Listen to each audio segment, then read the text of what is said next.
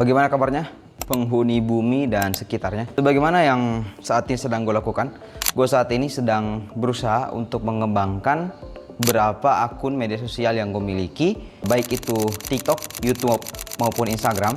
Dan itu bikin gue bertanya-tanya gitu, gimana caranya orang yang bukan siapa-siapa seperti gue bisa viral di media sosial? Sampai akhirnya ada satu influencer yang menarik perhatian gue. Dia berawal dari bukan siapa-siapa, Investor bakal nyangka bintik-bintik yang bergerak itu adalah part penting video yang lalu menjadi video editor, di Parago Haksa. Wow, kami adalah konten kreator. dan sekarang berkembang menjadi salah satu influencer dengan pengaruh yang sangat besar. Dia adalah El Profesor Ferry The Winred 100% Irwandi.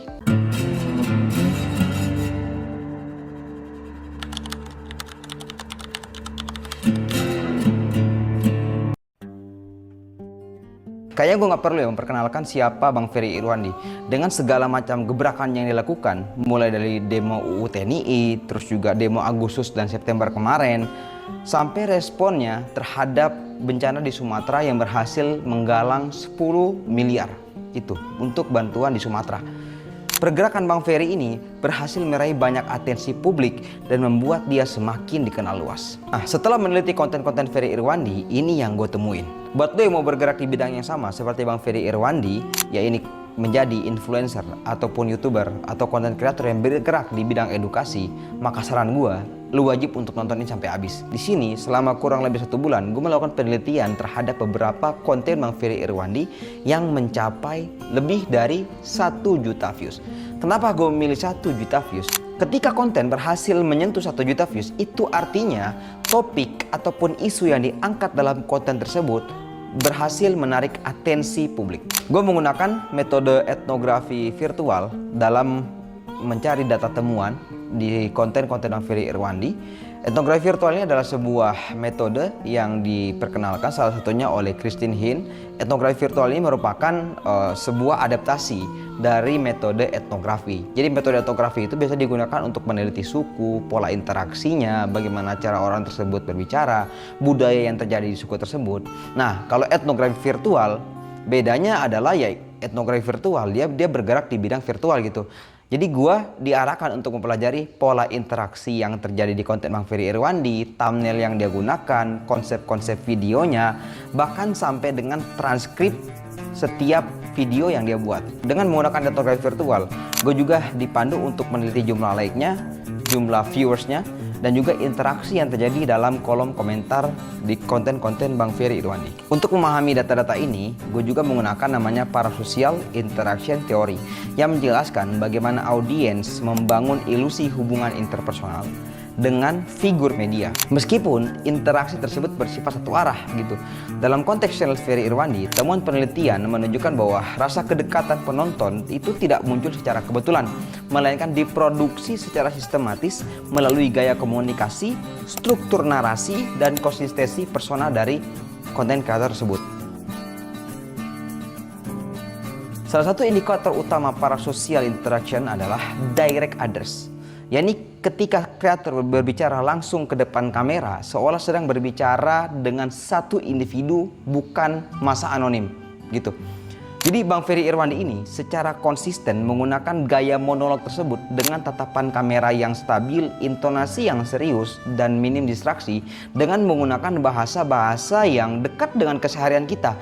Pola ini menciptakan sebuah percakapan private empat mata gitu, sehingga penonton merasa diajak berdialog oleh Bang Ferry Irwandi, bukan sekedar menyaksikan presentasi informasi. Secara parasosial, teknik ini mengkaburkan batas antara komunikator publik dan relasi personal gitu, sehingga membuat penonton itu merasa disapa, dikenal oleh kreator meskipun tanpa interaksi yang bersifat timbal balik. Data penelitian yang gue temuin menunjukkan bahwa Bang Ferry Irwandi ini sering banget menyesuaikan pengalaman pribadinya, refleksi batin, penilaian moral yang subjektif terhadap beberapa peristiwa atau beberapa topik yang ia angkat gitu.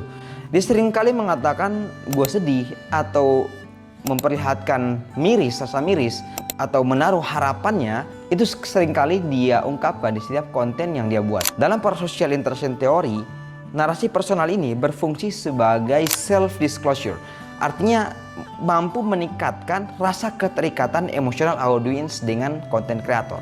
Penonton tidak hanya memproses pesan sebagai argumen rasional saja, tetapi juga sebagai ekspresi emosi seseorang yang dianggap jujur dan juga otentik. Hal ini memperkuat persepsi bahwa Bang Ferry Irwandi ini bukan sekedar analis sosial saja, melainkan individu dengan emosi dan nilai yang bisa dirasakan bersama. Sapaan yang sering kali Bang Ferry gunakan seperti halo warga sipil sekalian. Halo warga sipil sekalian, selamat datang di tahun 2026 dan selamat datang kembali di Jurnal Parubaya. Terus penggunaan kata ganti informal seperti gue dan elu, serta ajakan kolektif, berfungsi sebagai penanda identitas relasional. Dalam perspektif parasosial, bahasa ini menciptakan yang namanya sense of belonging.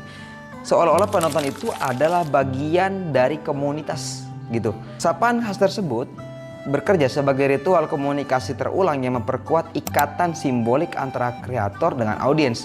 Jadi penonton itu nggak lagi merasa sebagai penonton pasif, melainkan sebagai anggota dalam circle-nya Bang Ferry Irwandi gitu. Data penelitian gue juga menunjukkan bahwa persona Ferry Irwandi ini relatifnya konsisten gitu.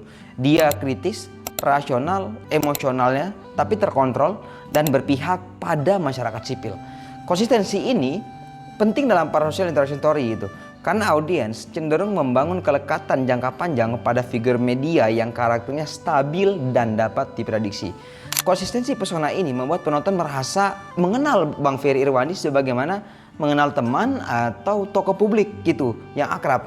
Jadi setiap video baru dipersepsi sebagai kelanjutan relasi atau kelanjutan obrolan, bukan sebagai sesuatu yang baru lagi. Interaksi parasosial interaction theory ini tampak jelas di kolom komentar.